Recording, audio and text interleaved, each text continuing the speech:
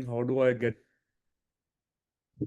ChatGPT to give me exactly what I need, whether it's a consent form or a patient explanation or a research draft, or whether can I actually train ChatGPT to speak my language, whether it's clinically or culturally, and how do I avoid starting from scratch every time? So perhaps this is the right session for you. And in today's session, we'll be covering prompt engineering for both gynecologists and reproductive medicine experts. We'll be customizing ChatGPT and we'll be building our own prompt library. So we are not just talking theory, we are talking practical tips, real world demos, and ready to use solutions. And it gives me great pleasure to again welcome back Dr. Divya, who needs no introduction for those who have joined us for the previous webinar the last week. Dr. Divya is a specialist in obs and gynae with extensive experience in reproductive medicine, and she's currently based in Singapore. She's pursuing her master's in precision health and medicine at the NUS, with a deep focus on integrating AI, molecular diagnostics, and data science into real-world patient care. Please join me in welcoming Dr. Divya as she takes us through this fascinating and empowering journey into prompt engineering, customization, and prompt library creation for reproductive medicine. Dr. Divya, over to you.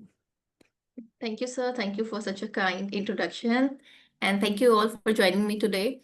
So in this session, I will be talking about prompt engineering and ChatGPT customization for gynecologists and reproductive medicine doctors. So I will try my best so that you can take the help of AI and make AI actually work for your clinical practice. So my goals for the session are to first understanding the prompt engineering for clinicians, learning tips for better AI answers, exploring customization options in ChatGPT, and building a personal prompt library for clinical use. So first, let's understand what is prompt engineering. So prompt engineering means carefully designing how you ask ChatGPT to get the most useful, accurate, and clear response. Or you can rephrase it as it's a way to ask a clear question so that you get the right answer in shortest possible time. So why actually it matters? Why prompt engineering matters for clinicians? Well, it matters because better prompts will always give you better answers. It avoids any kind of confusion which is presented to AI or errors. Like sometimes we hear that ChatGPT is hallucinating, or sometimes it gives weird answers or wrong answers. Most of the times, the reason is that it's not hallucinating or it's not giving you weird or wrong answers. Most of the times, the questions which has been framed to ChatGPT is not in the right format. So if you kind of ask a right question, you'll get a better answer in a shortest possible time. So how it helps us, like mostly we are in a hurry. So whenever we are in a hurry, maybe what we can do is like create our own prompt library by saving those prompts somewhere so that in shortest possible time, we can just go through it whenever at our own convenience, basically. So if you have drafted protocols with which you are like expected and it is like satisfactory according to your choices, or any consent forms which you have asked ChatGPT and it has given you an answer which is like 100% okay with you, or patient leaflets, then you can save those prompts along with the response to another place, which you can call it as a prompt library, or you can create a prompt library of your own so that you can use it time and again, basically. Why we actually need it? We actually need it because I think most of the people who have been using ChatGPT, if you type a question to ChatGPT and see the response what it gives, it varies a lot. Even if you type the same question, like if I am typing one question and you are also typing the same question from your mobile phone or laptop, then we are typing the same question word by word, but still the answer will vary. Or even a single tweak of single word would let the answer vary for each one of us. Even sometimes I have seen like the answer, your responses vary depending on the region on which you're asking. If I'm asking the question from Singapore, the answer would be different. If you're asking the same question from India, the answer would be different. So there is no consistency till now in the answers which are provided by ChatGPT. But sometimes when you put a question, right question, and you get an answer, the answer is so perfect that we want to keep it so that we can use it later also for our use. But it is difficult to get the same answer if you type the same question again. So in order to maintain consistency, it's better that you save those prompts somewhere so that you can use it. Third, you can use as an expert support also. There are few guidelines, there are few updates, which we frequently visit in our day-to-day practice. So you can save those guidelines, those updates somewhere so that you can easily go through it.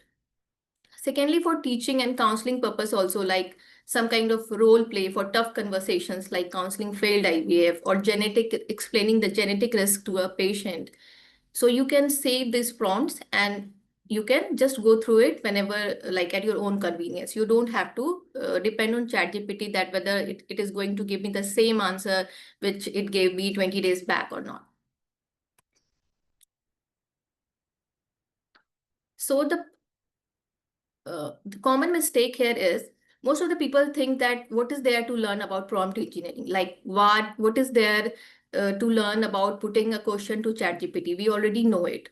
But trust me, in order to make the best use of ChatGPT, this is the most critical thing which one person should learn and should keep in mind, things which a person should keep in mind. Because the answer ChatGPT provides you totally depends on the quality of the question you are putting it basically on the in the prompt. So if we ask vague questions, we are getting vague answers. A clear and specific prompt saves your time, reduces errors. Just like you can say that giving a clear clinical history, it helps us reaching the right diagnosis in shortest possible time. So the principle one is make your purpose very clear. So giving clear goals helps ChatGPT to know the context and provide answers that match your needs. A well-described purpose means you will get more targeted, useful, and practical response. For example, my prompt is, I need simple, patient-friendly explanation about pre-genetic testing. So you can see I have used 3 words here to describe what I actually want. I want it simple, like I want it in simple words, so I have chosen simple. I want it to be a patient-friendly explanation, so I have specifically written, give me patient-friendly. And then I have mentioned the topic on which I want, which is pre-genetic testing. The second most important principle is giving precise instructions. So being specific in your prompt ensures you get clinically useful and targeted response. So detail exactly what you want included. For example, if in a prompt, my prompt is enumerate OHSS in 4 parts: etiology, pathophysiology, management, and guidelines. So here you can see I have given precise instruction. I want OHS to be enumerated in 4 parts, not in 3 parts, not in 2 parts, not in 1 part.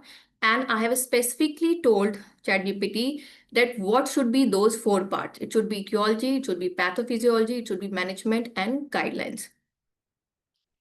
The third principle is choosing your tone and style. Like it's important to clearly mention you want a formal language, you want a professional language, you want a casual language, you want a patient-friendly language. Why? Because it helps ChatGPT adjust its answer to suit your needs.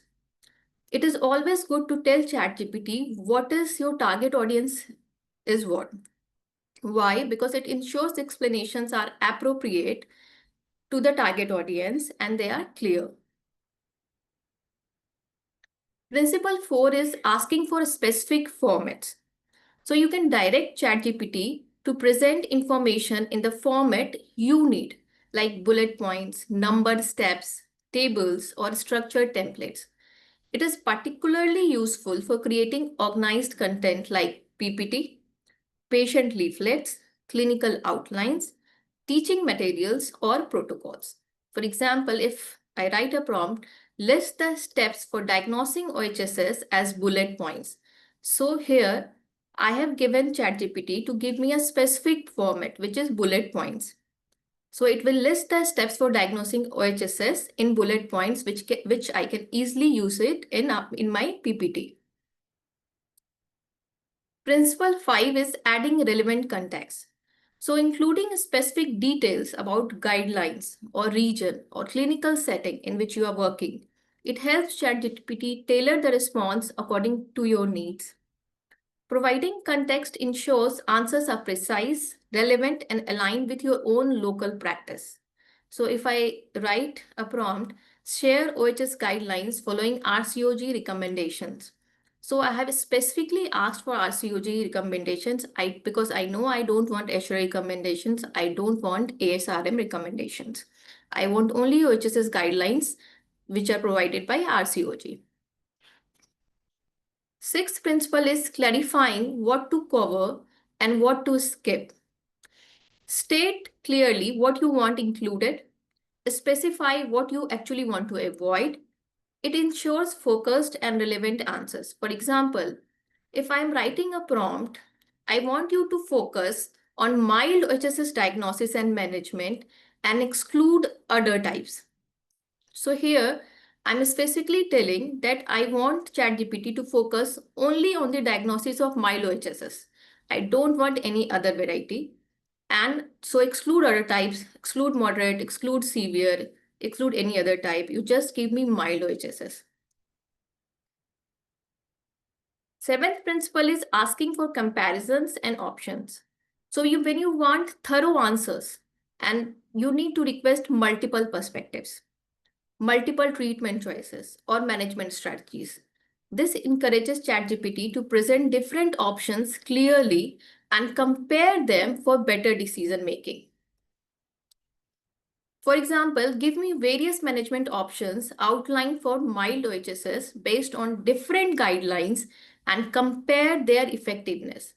So here you are seeing my prompt is specifically saying that I want various management options which are outlined for mild OHSS based on different guidelines, which is like all guidelines I want, but only for mild OHSS.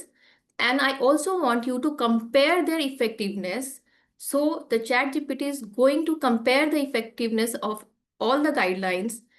It will give it in a table format, and so the decision making process becomes actually easy for us by just looking at the table. Principle 8 is simplifying the complex topics. So instruct ChatGPT to explain challenging subjects in simplified manner. To do this, usually we can say ChatGPT to use simple terms, to use analogies to explain complex terminologies. For example, if my prompt is explain the mechanism of action of FSH and LH in natural cycle and compare it with mechanism of action of recombinant FSH and LH in stimulated cycle. Use simple analogies if possible. If you type this prompt, you will see the difference, like how using a simple analogy, it will explain this complex thing in such a simpler manner. Ninth principle is refine and give your feedback. If the initial response isn't quite right, provide a clear feedback or adjust your prompt. By refining your instructions, you help ChatGPT deliver results that better match your needs. For example, for the last question, you can say, well, your answer was nice, but I still didn't get it much. So can you explain to me, considering me a 10-year-old person? And then again, it's going to refine its answers. Principle 10 is using role play for realistic practice. So you can use ChatGPT to simulate real world scenarios. Ideal for practicing patient, counseling, explaining procedures, or sensitive conversations. For example, you can ask ChatGPT to role play as a patient who brings AI-generated fertility treatment suggestions and is asking for your opinion. So this is getting very common these days. I think people are using ChatGPT much more than we use, and they just use ChatGPT to to get aware of the various treatment options which are available for them, and they in front of us. They show us also like ChatGPT suggested this kind of treatment options for my age. So should we go for it? So you can ask ChatGPT to role play both sides and you can see what response it gives. Because we can, in today's world, we just cannot say to the patient that, oh, go and get the treatment for ChatGPT, then why you have come to me. We have to actually praise the patient's awareness, you can say, or their concern about their condition, and to get aware more and more about the available treatment options, and then try to explain what is the difference between the ChatGPT and what is the difference between a doctor. So the 11th principle is asking for evidence or references. For trustworthy answers, request that it includes supporting studies, guidelines, or expert opinions. It will help you verify the information and stay up to date. For example, provide recent research sources or OHSS prevention. So it's going to give you all the recent research updates which has been on OHSS prevention. Principle 12 is review and adjust as needed. Periodically, it is important to assess whether ChatGPT answers matches your clinical needs or not. When the responses go off the track, you need to modify your instructions to realign them. This ongoing adjustment leads to better and more tailored outputs. For example, if it's giving you an answer which is too elaborate and you don't want it, you need to tell, please summarize it under 200 words, 500 words, or 1000 words, whatever you need. You can say adapt content for multilingual use. Like if you work with patients who speak different languages, so specify the language or request translations. This supports better understanding and a more inclusive care. For example, you can say translate this explanation into English, Marathi, Bengali, or whatever language you want. Then you can request for formal and well-structured output. Like for formal outputs like clinical notes or patient information sheets, ask for accurate grammar and structured presentation. It helps ensure the text is easy to read and professionally appropriate.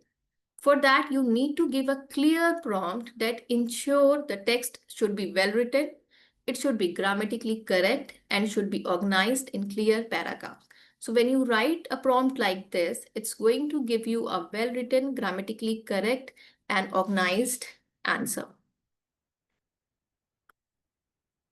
Lastly, create and improve prompt templates. Refine your prompts over time to get better and more consistent results.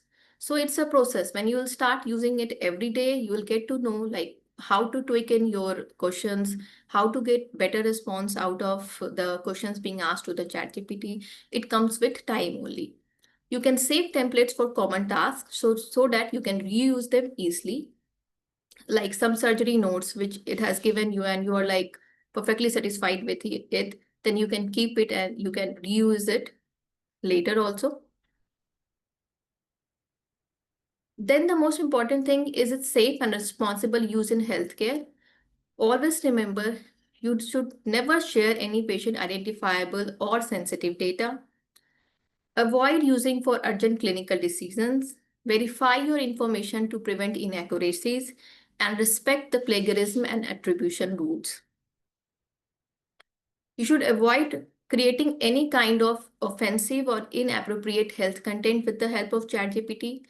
Don't mislead, don't manipulate, and do not impersonate professionals. Don't over-rely on AI for complex diagnosis. Never bypass safety or ethical guidelines. AI is there to support you, not to replace you or not your clinical judgment. So with this, I have come like how to create your prompt library. So first we are going to discuss what is a prompt library. It is a personal collection of prompts you can reuse for common clinical tasks. And why you need to build one? Because it saves your time, it ensures consistency, and it is very easy to share with colleagues, senior, junior, anybody. So I will start. For this, you can use actually 3 apps: ChatGPT, Google Doc, and Notion. In ChatGPT, I'll just show the first ChatGPT first. So if you can see my screen, so I'm going to open ChatGPT. I think it's not open already. So we'll type ChatGPT. Just give me a few seconds.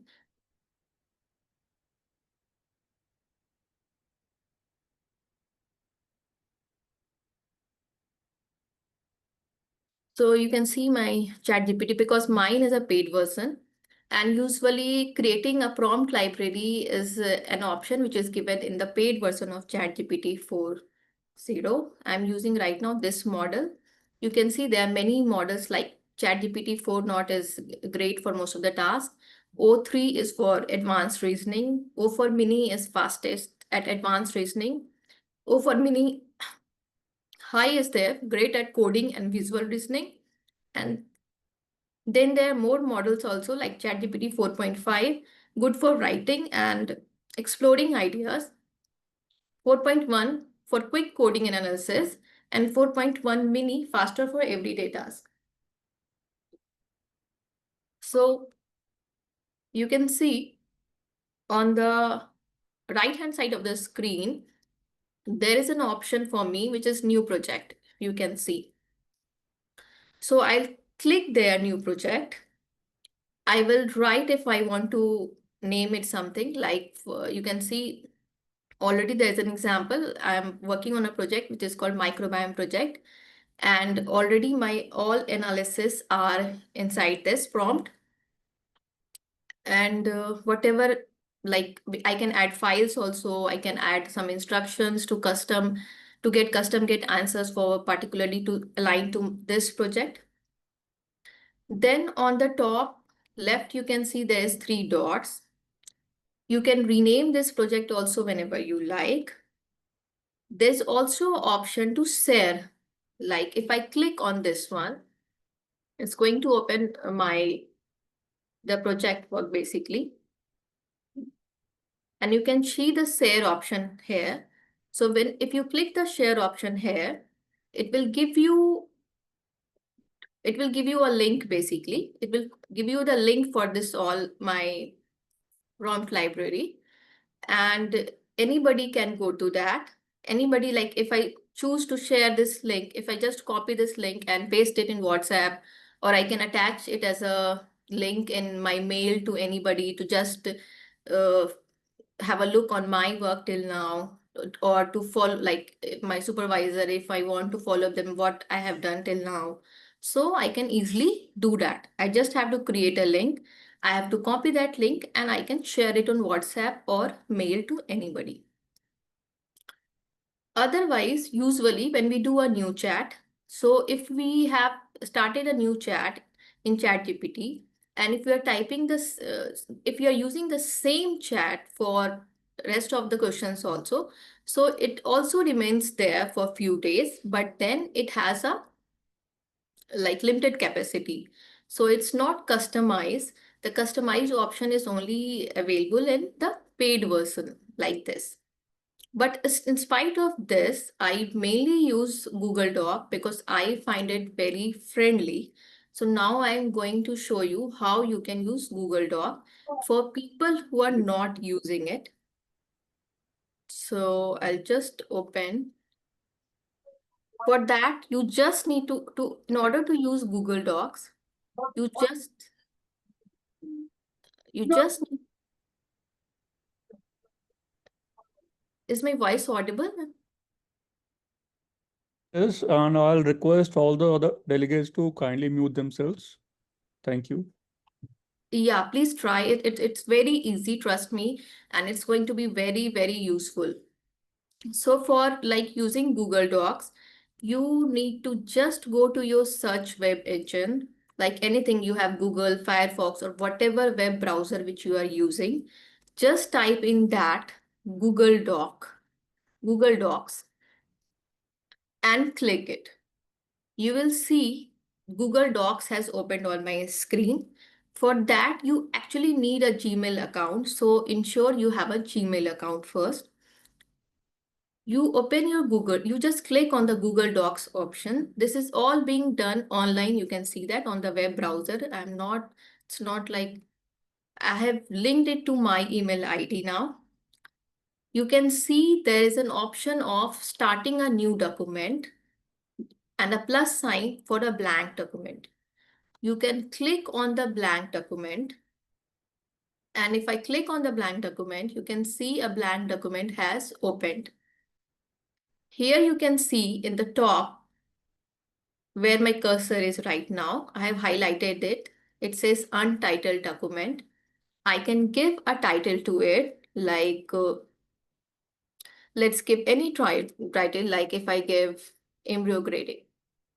So I give it a title to my document, which is embryo grading, and I come here. So if now I'll again go to the ChatGPT and I'll show you what you can do.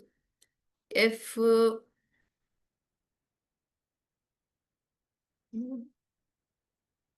so, did I just close the ChatGPT? Yeah, so this is my ChatGPT, and I will just show you. I actually have already put the question which I have earlier discussed in my presentation. So earlier I have put this question, explain the mechanism of action of FSH and LH in natural cycle and compare it with the mechanism of action of recombinant FSH and LH in a stimulated cycle. Use simple analogies if possible. This is my prompt. So it has given me natural cycle, how FSH and LH work. It has used analogy. Think of FSH as starter coach for the ovaries. Think of LH as a trigger coach. And then summary analogy, FSH says, get ready, start growing your players, which is follicles. And LH says, go, it's game time, release the egg. Stimulated cycle, also it has used analogy, supercharged precise coach, an expert coaching team. In a stimulated cycle, it's like having an expert coaching team sending exact instructions to the ovaries. And it has like tabulated also both of them. But I was not satisfied with their answer. So I wrote, can you use better analogy? Then it has again given me another analogy. You can see now it has given me natural cycle, FSH and LH as gardeners in a garden. FSH is the gardener who plants seeds. LH is the gardener who signals the flower to bloom. I'm just going through the analogy, so because the entire thing I don't need to, you can try it in your own prompt. So it says stimulated cycle. In fertility treatment, we bring in expert gardeners. Recombinant hormones are like expert gardeners with better tools and fertilizers. Recombinant FSH is expert gardener with a fertilizer. Recombinant LH is expert gardener who ensure flowers fully bloom. So it has used another analogy and explained everything in a very, very simple words. So it's written like for recombinant LH, sometimes the expert gardener uses special tool to make sure all the flowers mature perfectly and release their fruit on schedule. So you can see the use of analogy here and like how simply it has explained this thing.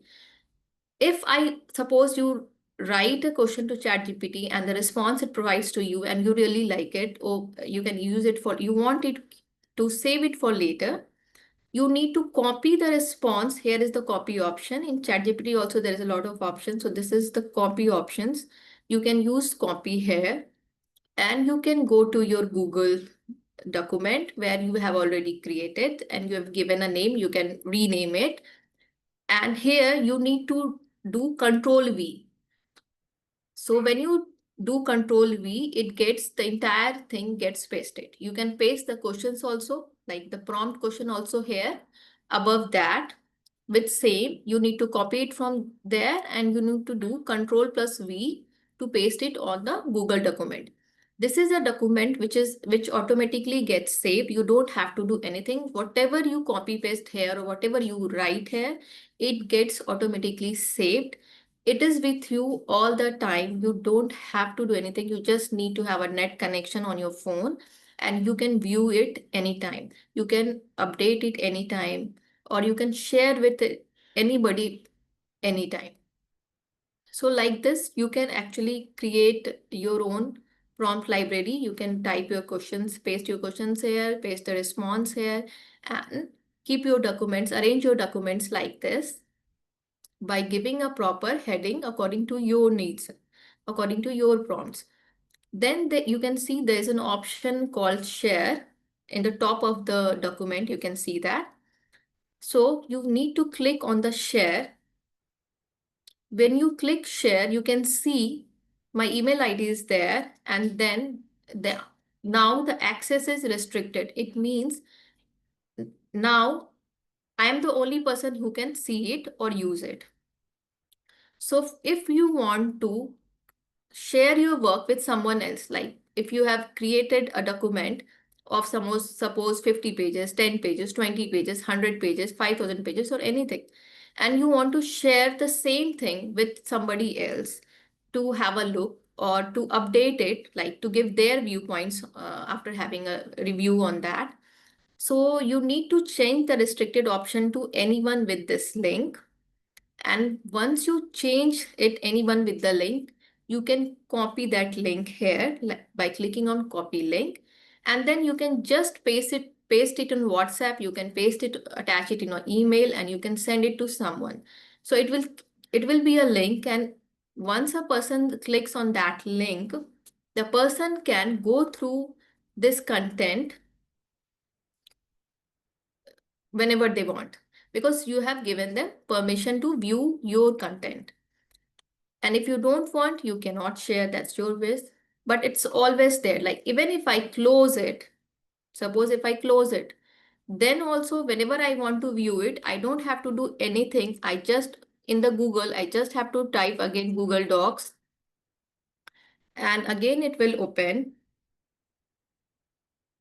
And you can see there is an untitled document here because I didn't save it.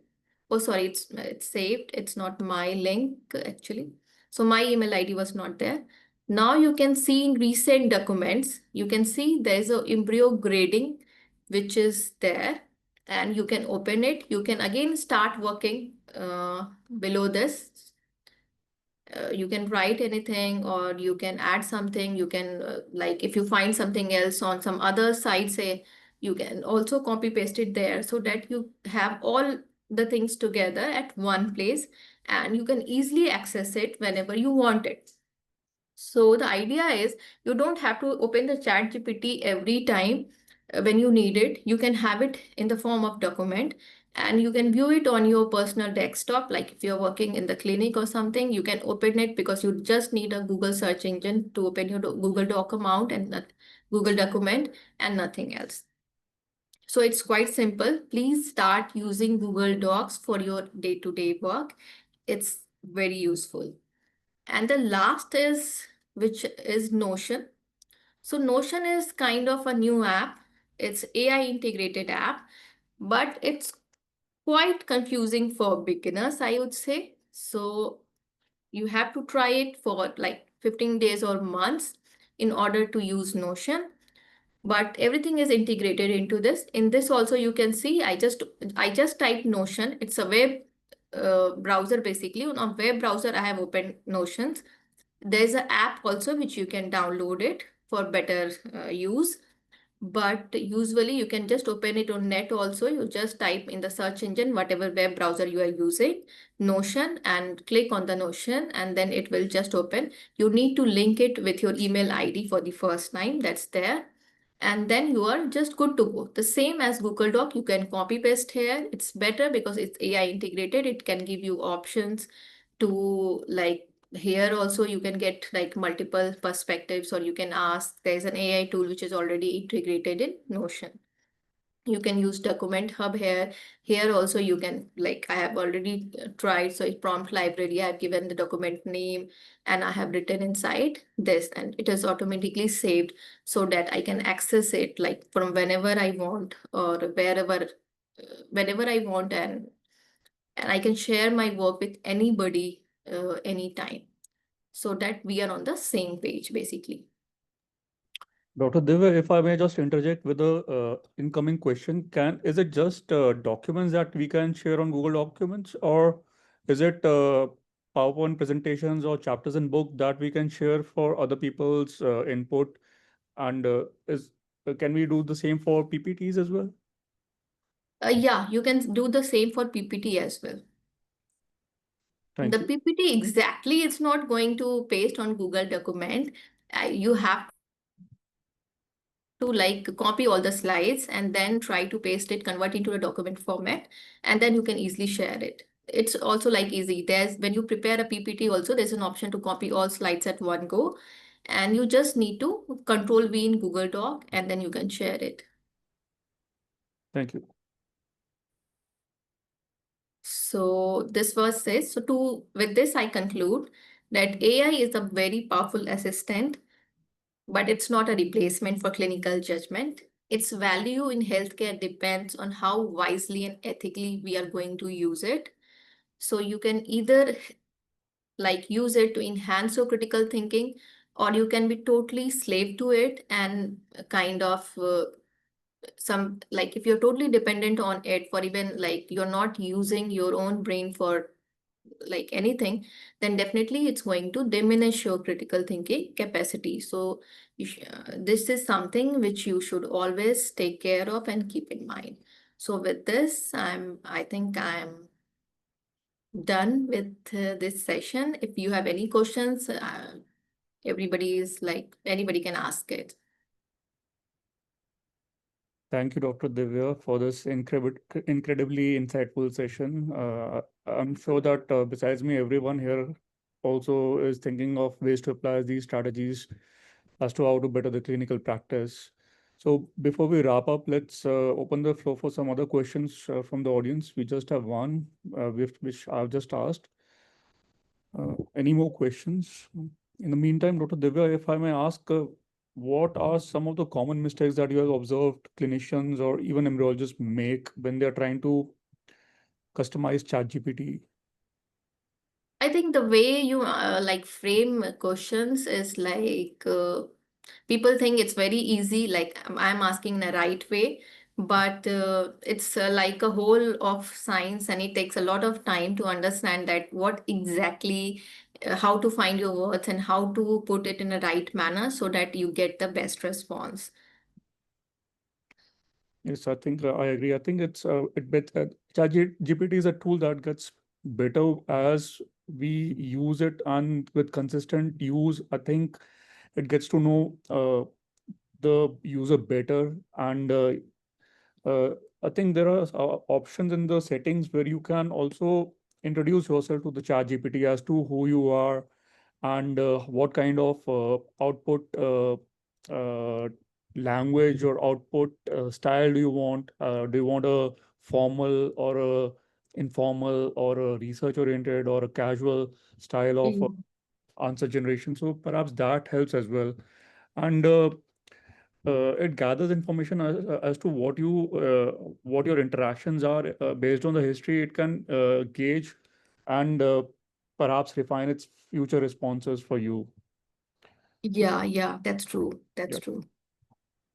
Any other questions? Dr. Niti has asked if you want to buy the paid version of ChatGPT, which one should we opt for, and what is the cost? Dr. Niti, ma'am, we have taken this question last time around, and we discussed that there are three options. The free options that we have been discussing, the paid option is $20 per month, which is the plus, and the pro option is I think for higher commercial use, which is very expensive, which is around $200 per month.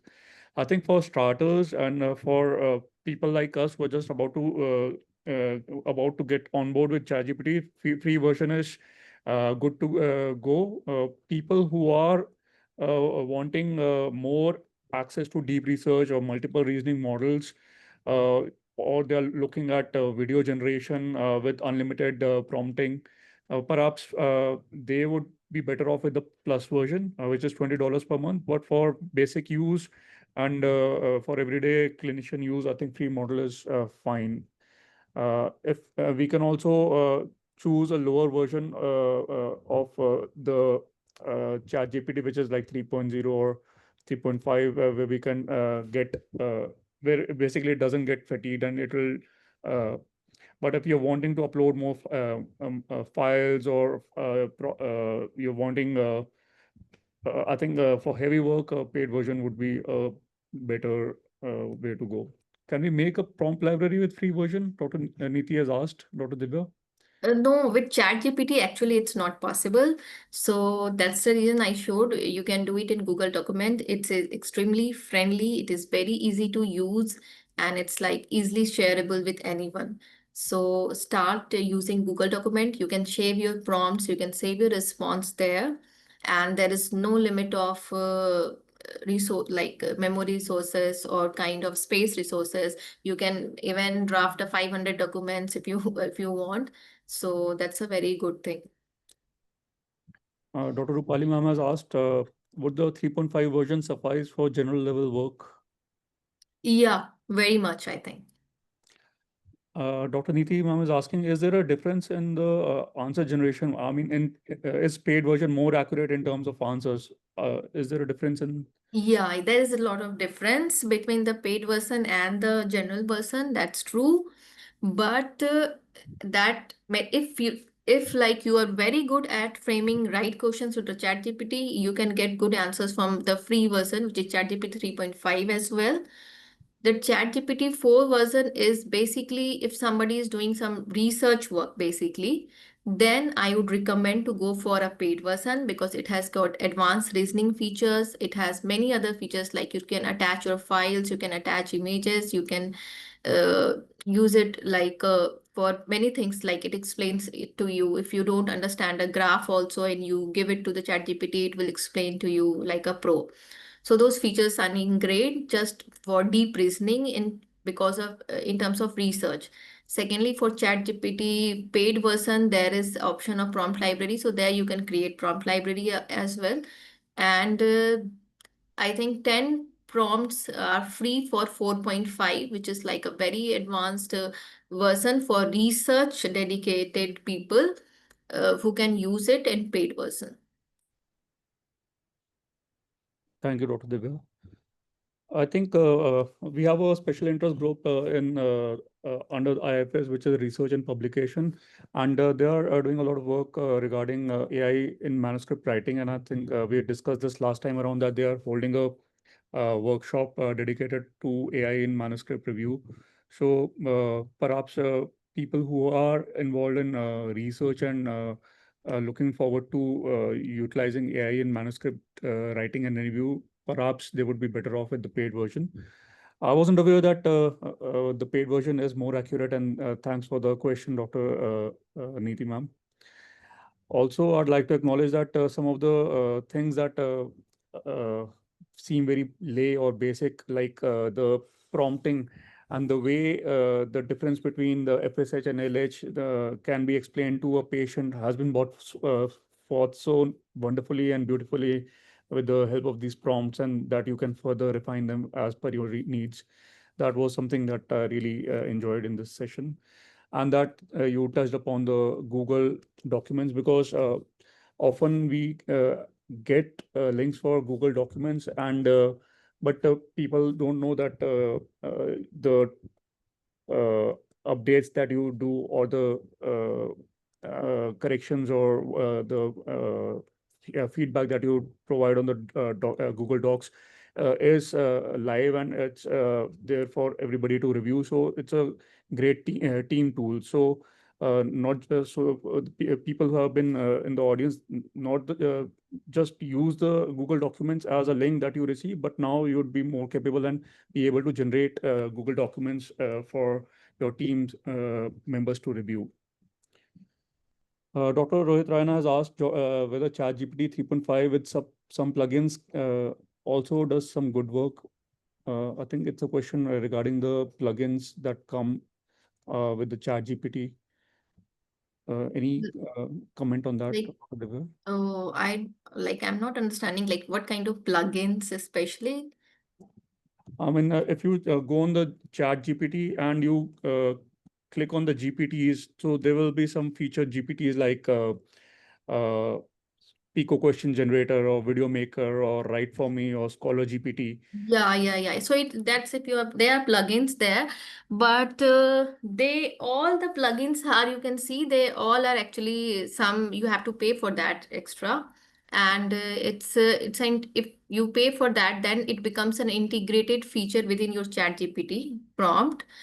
So but it's not free of cost mostly, so only like limited, like for few prompts, like you can like for PPT generation, if I suppose I'm using a PPT generation, I want to use it for PPT, generating a PPT, so there is a like plugin for PPT generator in ChatGPT, but it generates only a limited amount of slides in free version.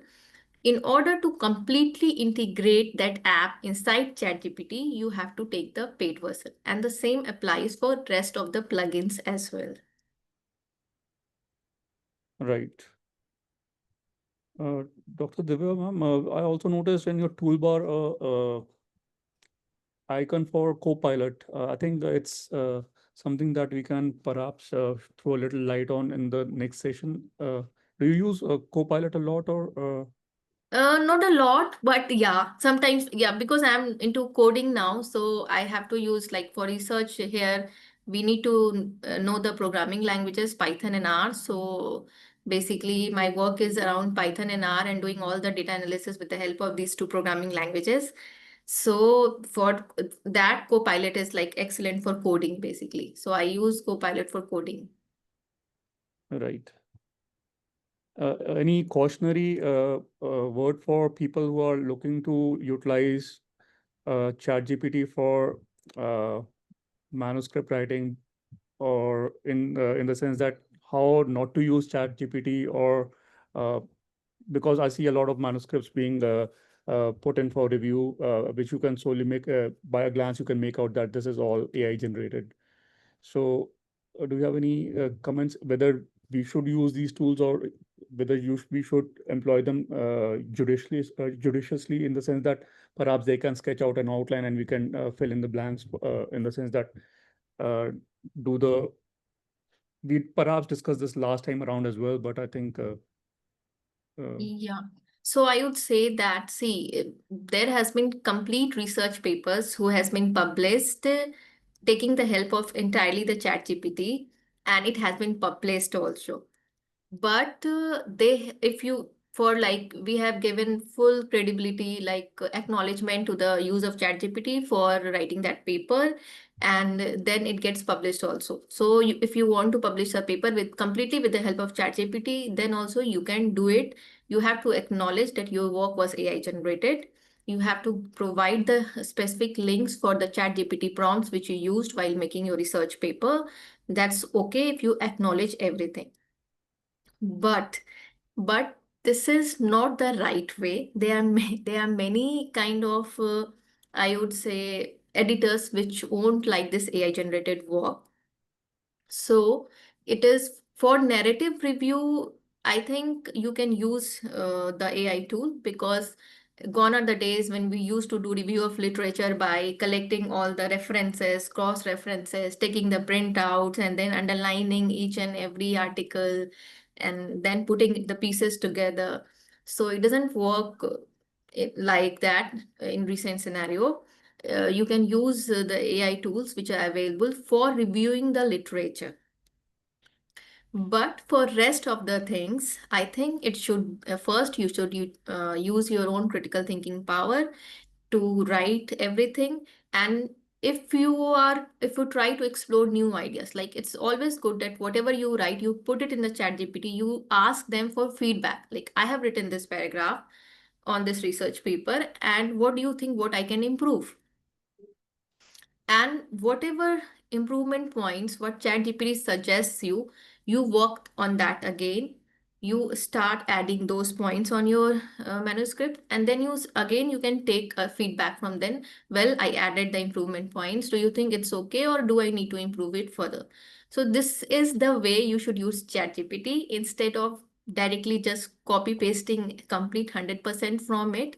So it depends on basically use, as Dr. Pranay said, very a very valid and concerning point last time, that it's going to diminish the critical thinking capacity of people, because it's really like a hook. Once you start using ChatGPT, you become really addicted to it and you just wanted to use it for everything. But yes, if you are going to do like that, it's definitely going to hit your thinking capacity, which obviously you don't want.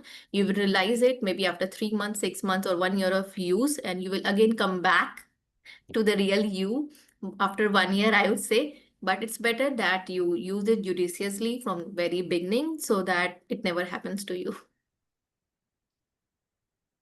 Thank you. Thank you, Dr. Divya. And any other questions before we wrap up? See that some of the audience members have actively used ChatGPT at least 3.5 to publish papers, and I think it's a decent tool. But again, just to reiterate, don't use a prompt like write a book chapter on perhaps AI in embryology, make it 3,500 words, and insert 25 references, because it is going to create what is desired out of it. You will get a book chapter, but you won't feel like submitting it and nobody is going to read. I mean, it doesn't serve any purpose. So I've seen entire books now being written with the use of ChatGPT, and even when you use ChatGPT plugins like humanizing the said text, it doesn't quite cut it and serve the purpose. So with that, I would also again caution that perhaps use it as an agent to refine what you have written and not to solely rely upon the tool to create manuscripts. Yeah. Any other question, or are we good to wrap up? So since Dr. Divya, again, we are reiterating for the people who have joined in for the first time and were not there in the last session, she is joining us from Singapore. And again, it's pretty late out there. So without further ado, I'd like to close today's session. And I'd like to thank Dr. Divya again for this practical, inspiring, and very forward-looking presentation. You've truly shown us how we can integrate ChatGPT when used thoughtfully, and from patient-facing communication, documentation to creating your own prompt library. I think today's session has given us some tools that we can begin using immediately to work smarter and more efficiently. And to all our attendees, thank you all for joining us on a Saturday evening, and thank you for your active participation and your curiosity and openness to innovation and using these tools. It'll help us shape the future of these AI and ChatGPT based sessions. So on behalf of IFS, I invite you to stay tuned for the next session, and our next session is going to be again on next Saturday, 7:30 p.m. Until then, I urge you to start adopting and start using, keep exploring and experimenting with the ChatGPT unpaid versions, the free version, and most importantly, keep putting patients at the heart of every prompt you create. So with that, I'd like to close today's deliberation and thank Dr. Divya again and all the delegates. Good evening and thank you. Thank you. Thank you, Dr. Pranay. Thank you, everyone. Have a great Sunday. Dr. Divya, I think, can we have your email ID, because some of the delegates perhaps would directly want to connect with you. I see Dr. Sudeep wanting to connect with you. Yeah, I'll just type my email ID. Yeah, No worries. thank you so much for this, Dr. Divya. Most welcome. Please start using Google Doc. Give it a try. It's very easy to use, and you will see it's a kind of lifesaver for sharing your work with like anybody. Thank you. Surely will do. And once we have your email ID, we'll just close the session and yep, there it is. So Dr. Sudeep, here's the email ID for Dr. Divya. Please feel to connect with her. And thank you all and hope to see you again next Saturday, 7:30 p.m. Until then, good night. Good night. Divya. Bye-bye. Bye bye.